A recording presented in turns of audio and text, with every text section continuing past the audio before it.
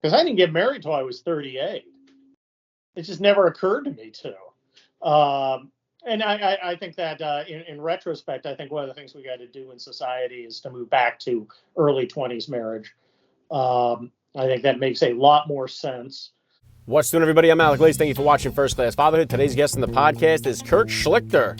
Kurt Schlichter is a little bit of everything. He is a trial lawyer, a veteran of the United States Army, stand-up comic, and the author of several best-selling books.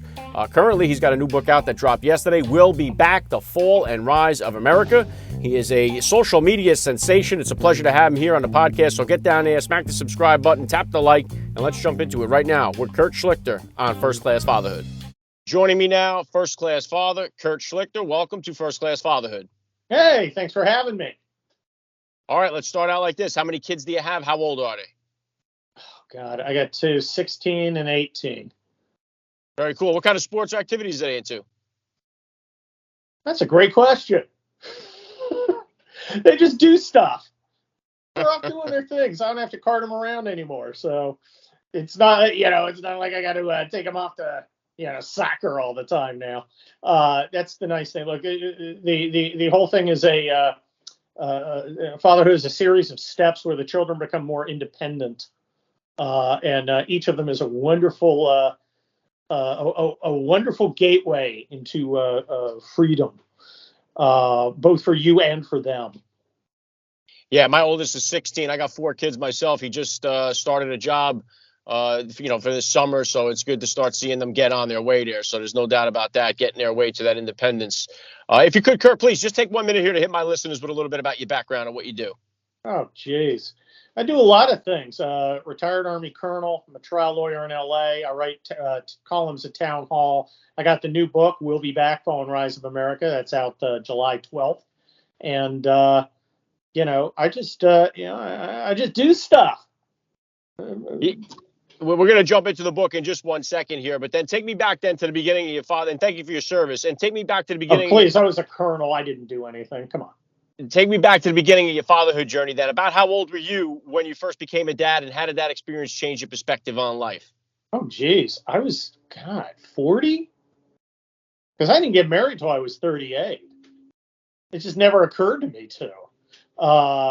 And I think that in retrospect, I think one of the things we got to do in society is to move back to early 20s marriage.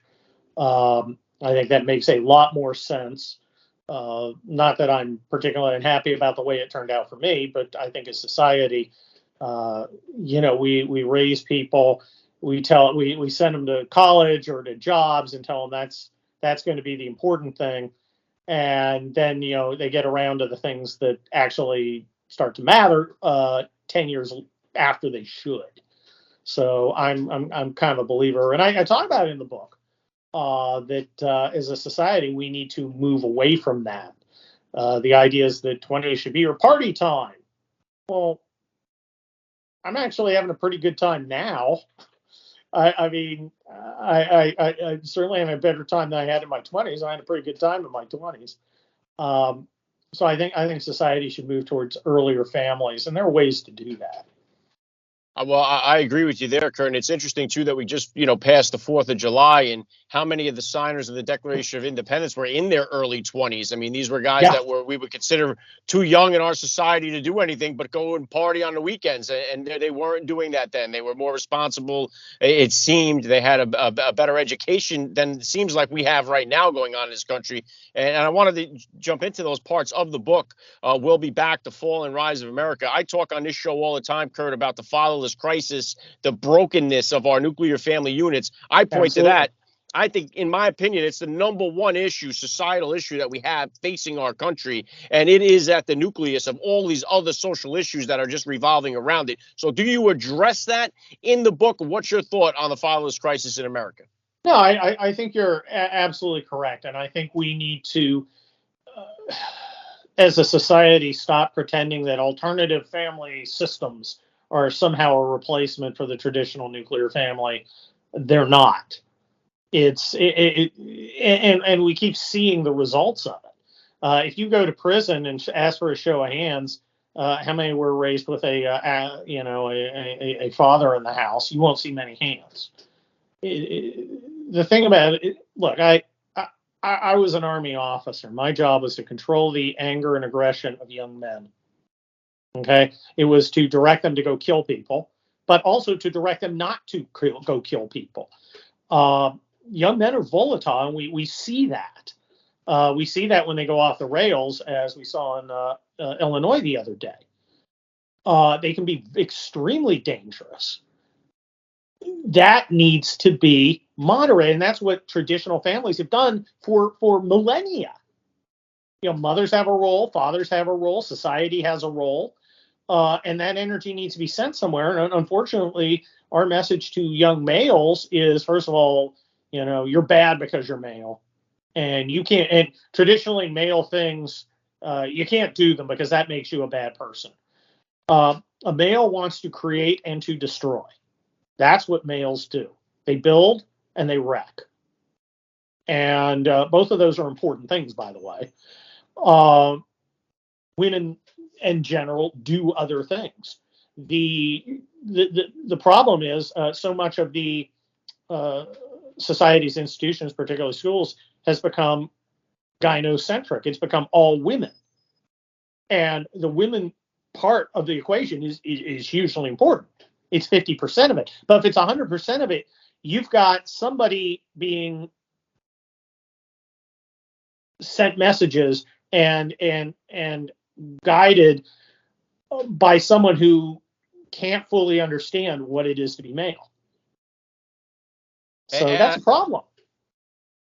And you have alienated young men. They surround themselves with video games and pornography. They're not inclined to do anything, to achieve anything. Sad. Yeah, we're really living in the time of the beta male, it seems as if, though, because masculinity has come under attack. Men are just been, as far as it used to be. And even today, when my wife stayed at home to raise our children until, they became old enough. Now she has a part-time job over at our local church. But same with my mom.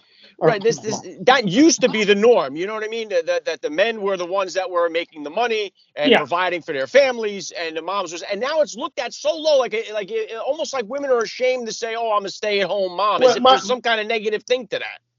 My wife, who is a teacher, probably the highest paid school district in America, announced as soon as she was pregnant, "I'm not going to work." And I thought that was a little odd, but I didn't argue with her. And the thing is, it's not like she's sitting home eating bonbons. She's very busy. She's always doing something. Attending to a family is a full-time job. And that's what she did. And I think a lot of women are jealous of that. Now, it had some requirements on me. I had to, I had to work a lot. And, I don't apologize for that. That is the price. That's what you have to do if you're going to support a family, particularly in a place like California where everything's super expensive. One person's going to have to work a lot so the other person can stay home and focus on other things. And I do think I do think a lot of women are kind of jealous of her because she didn't have to work. And I've been lucky enough to have opportunities to do okay. And we have the ability to do what we want, which is nice. But I think people are going to have to, early on. I mean, there were a lot of sacrifices. I mean, I just, we didn't take vacations for years because my vacations were going off to the Army. And other people, we're going to Switzerland or whatever. Okay, well, that wasn't us for a while. Now I just sent my daughter, graduated from high school, and my wife off to Paris because now we can. That's another thing, a delayed gratification. You've got to be able to say, okay, I'm looking ahead. And, we've been able to weather various storms and things because we've done that. And I think that also applies to the country. These are values the country should have too. Unfortunately, we have a very immature leadership, a ruling class that's essentially grown children, a bunch of trust fund babies who inherited our culture and our society They didn't build it. They have no real understanding of it. They were just kind of handed to it. And of course, when you're handed something, you don't appreciate it. There's no doubt about that. That has been the case all throughout history here, Kurt. But another big issue, like I say, one would be obviously the breaking down of the family unit. Another one is the education system in this country has completely fallen apart. I mean, I would argue that it is up there as far as one of the major causes for the decline here in America. And I would say, you now with your kids, how important is it for you to send your kids to college? Is college necessary? Is it doing more harm than good in this country? What's your take on sending kids to college? Do you address it in the book? I refuse to buy into the college scam. I don't mind. I approve of education. Look, I went the traditional route. I went high school, then I went UC San Diego, which is now a really prestigious school, and I managed to weasel my way in 40 years ago. And then I, went to grad school, and then went to grad school again through the military. So I kind of had a traditional thing. The traditional thing, I think, is dying. First of all, the kids understand the cost benefit thing. And the question is, am I going to take a $200,000 loan to get a basket weaving degree? And they're not doing it. A lot, people still go the traditional route. But the problem with the traditional route, besides the money, is also the wokeness and the fact that you're not getting much of a value. You know what your hardest day at Harvard is? It's the day you apply, because as soon as you get the acceptance, you're done. You're in the club. Some people flunk out of Harvard, but you practically have to try. If you want to get through, you're going to get through, and you're going to be, have a Harvard degree, and you've got a glide path if you want it. So in that way, you have people who have worked hard, but yet they haven't really worked, and they haven't really had to. I think some people take advantages of college. At college, I literally have almost no recollection of my classes, but I worked on the papers, and I wrote and wrote and wrote, and I worked I got an internship in Congress, and I went and did that. Those are the things I remember. Oh, and the partying. That's another thing. I'm not sure a lot of people are really thrilled about sending their kids away to a drug and booze fest. I mean, that's just sort of, a landlocked booze cruise with hookups. And of course, the ever-present risk of having your life ruined because some girl who you got together with decides retrospectively that she didn't consent, even though she appeared quite eager at the heat of the moment. So I think, look, academia has got to be changed. It has become a subsidized sanctuary for basically communists, bums, losers on the faculty and the administration. We need to end student loans, or at least government-approved student loans. If you can go convince Bank of America to lend you $30,000 to get a degree in gender studies, more power to you. And you can bankrupt out of it. So if they want to take that risk, fine. But what we have now is unsustainable, and the kids are already leading the way. A lot go to regular four-year college. A lot will go to community college. A lot will maybe not go to college. And these are becoming viable options, even though the schools still want you to do the traditional path. Yeah, I think we're still getting that same message, but it's just a different world. I've had so many different entrepreneurs on this show, and they'll be the first to say they don't even look at where you went to college. It's not even important to them when they're thinking about hiring. To me, it's actually, when I'm hiring as a lawyer, I remember I had a person with a Dartmouth degree wanted to come in and be a clerk during her law school. And, Dartmouth, very, very prestigious, comes in, and, the first day she's 15 minutes late. Now, it's kind of hard to find parking at my building. I get that. So we interviewed, two of the partners interviewed her, and we said, you need to come back and you talk to the third partner. She was 15 minutes late again. Third partner met her at the door and said, no. And she said, what? Said, no, we're not going to interview you. But I went to Dartmouth. Yeah, I know, but you were late twice. You don't get to interview. And she's stunned. No one ever said no. No one ever had a standard. I was just staggered. And this was not like a right-wing partner. This was a fairly liberal partner. And you know, I, how do you come out of what you call a prestigious university, and you don't even know to be where you need to be on time? Yeah, I think, Kurt, too, a lot of the problem is, too, there's never any consequences for the actions. I mean, we see that with people being let out of prison time and Yes. time again for offenses. It's a big part of the problem. But I also wanted to say, yeah, the college, I think, is one problem, major problem there. But now it's gotten into the grammar school age where Yes. everything has changed. I just recently had Governor Ron DeSantis on the podcast here because I think he's one of the most pro-family Yep. people in politics. And I love the fact that he's avoiding those conversations from happening with our little kids. There has been a big infiltration of these people that seem to want to teach sex to children that are in kindergarten, first and second grade. And to me, the fact that we're even having these conversations is very, very alarming and very, very scary. Look, they like much of the institutional establishment, they think that the institution belongs to them rather than to the people, and they're just kind of the stewards. So they use it for their own perverted ends. Some of them just love the narcissism, talking about how, you know, I'm a two-spirited, non-binary, gendered, furry, otherkin, you know, and getting the attention from little kids, which is bizarre and psychotic.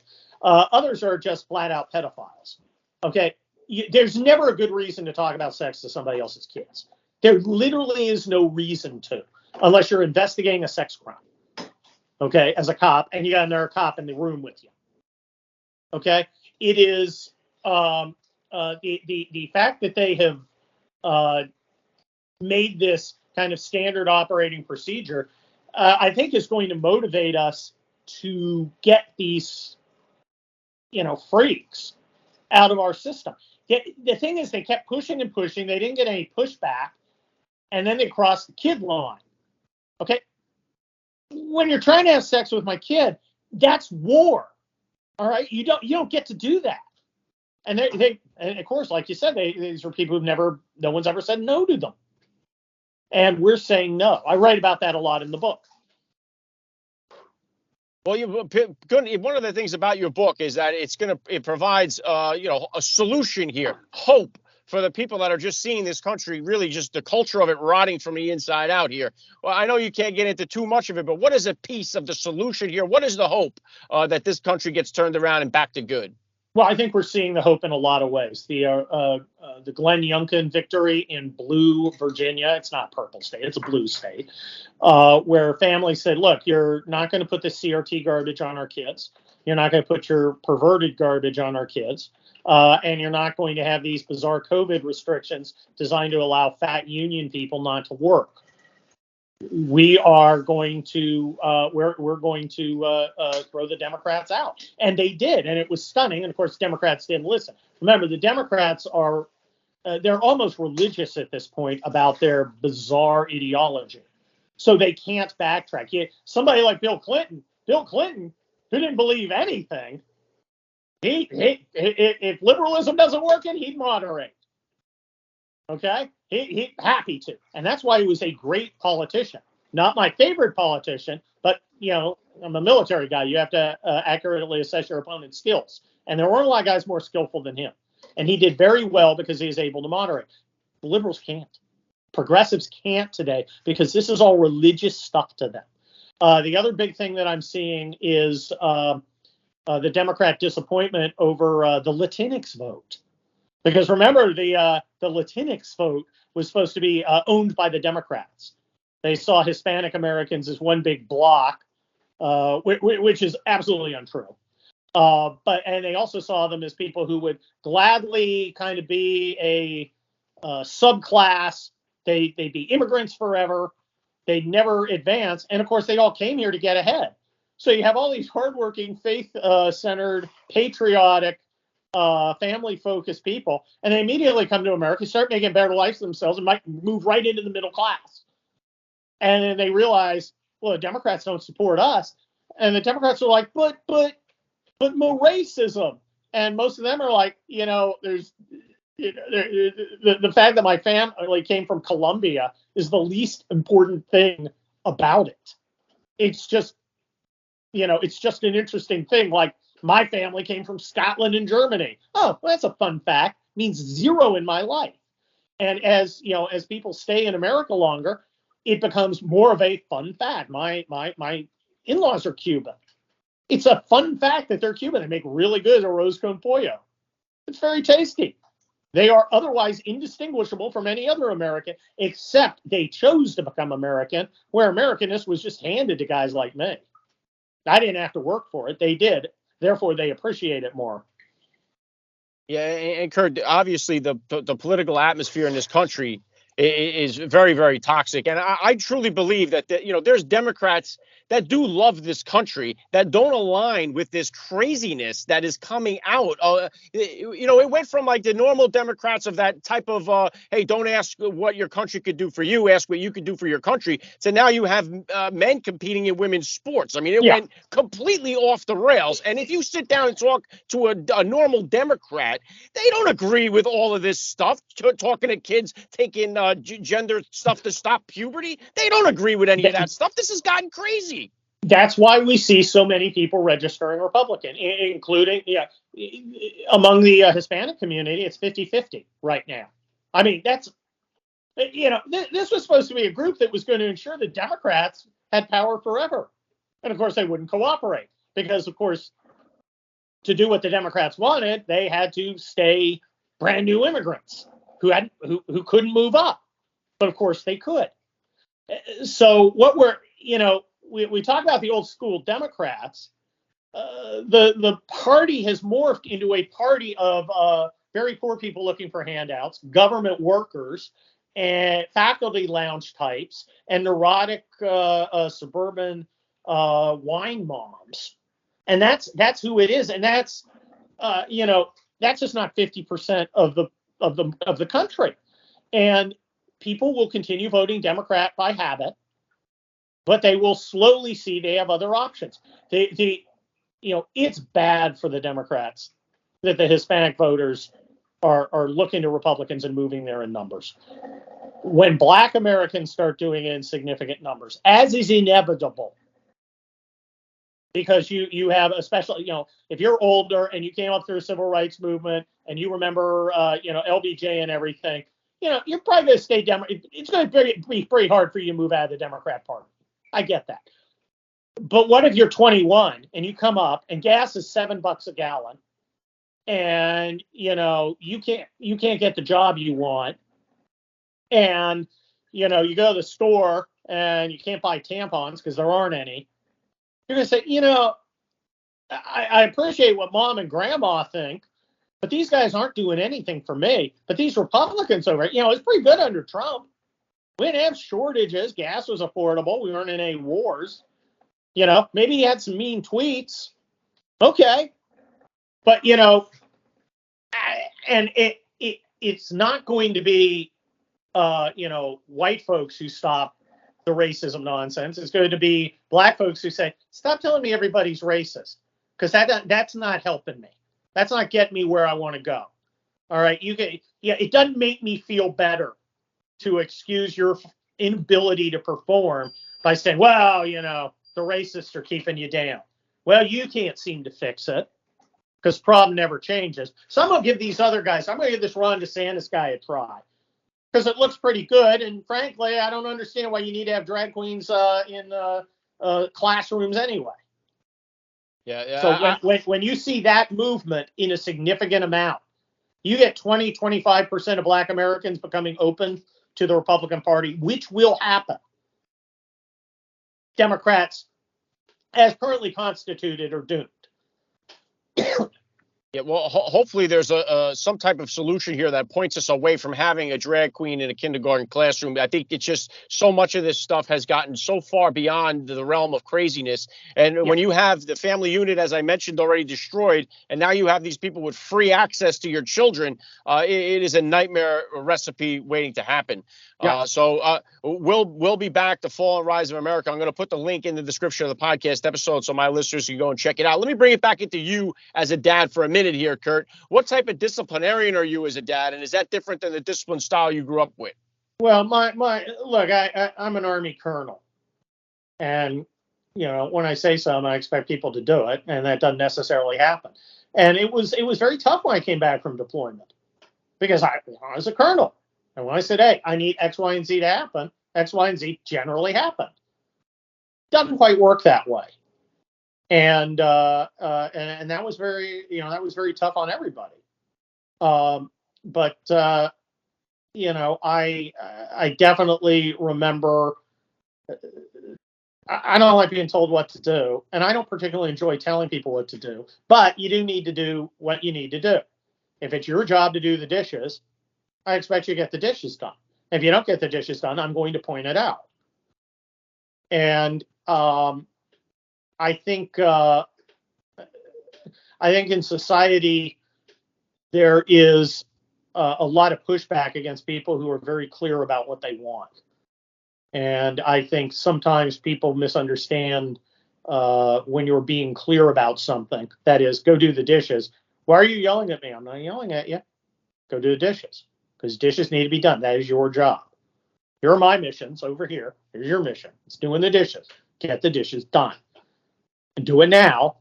You could have chosen to do it earlier, but now now you waited. Now it's become inconvenient for me, thereby defeating the purpose of doing the dishes. Go do the dishes. And I don't think we have a lot of screaming matches or any of that stuff. But teenagers want to do what teenagers want to do, and there are guardrails where there are things that they can't do.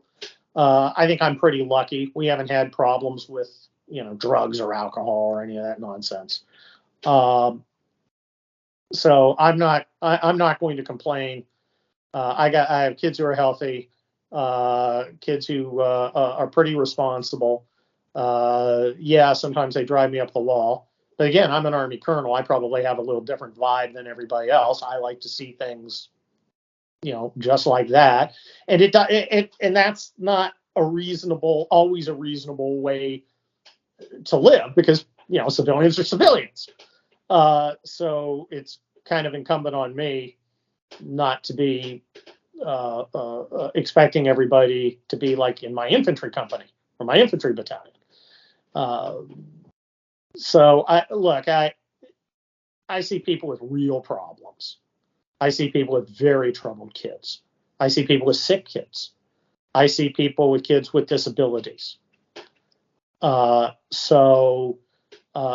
don't have complaints. I have relatively minor gripes when it all comes down to it, for which, I thank God, because there are people who have real problems. Yeah. Well said, Kurt. And I go through a problem here with the dishes myself. I got 2 teenagers and a preteen in the house, and it's the same deal over here. Either. I know it. I did my turn in the barrel. It's their time to do them. But hey, listen, as you said at the top here, I would love to encourage more people to have kids young, in their early 20s. Yeah, get married, have kids. That's a fair idea. I agree with that. But right now, the argument will be made, and I try to come up with reasons to encourage these young guys to start families. People say, why would I want to bring a kid into this world? It's a scary time for parents all over the place. Crazy talk. Well, this is the best time ever to be alive. Well, it hit me right now. The last thing I want to hit you, I love to ask all the dads on the podcast, what advice do you have right now for that new dad or for that about-to-be father who's out there listening? Try not to be a jerk. Look, my job in the military was about exercising power. Don't enjoy exercising power. It's not about you. Power is a tool. Don't be a jerk. I don't know if I don't know if I kept that all the time, because I definitely have jerk tendencies. But if you can keep yourself from being a jerk and doing things because you're emotional driven rather than results oriented, I think in the long run you'll probably do better. Yeah, very well said. I love the message. There's been a lot of fun for me. We'll be back. The Fall and Rise of America. Link in the description of today's podcast episode. Kurt Schlichter, your First Class Father all the way. And thank you for giving me a few minutes of your time here on First Class Fatherhood. Hey, thanks for having me.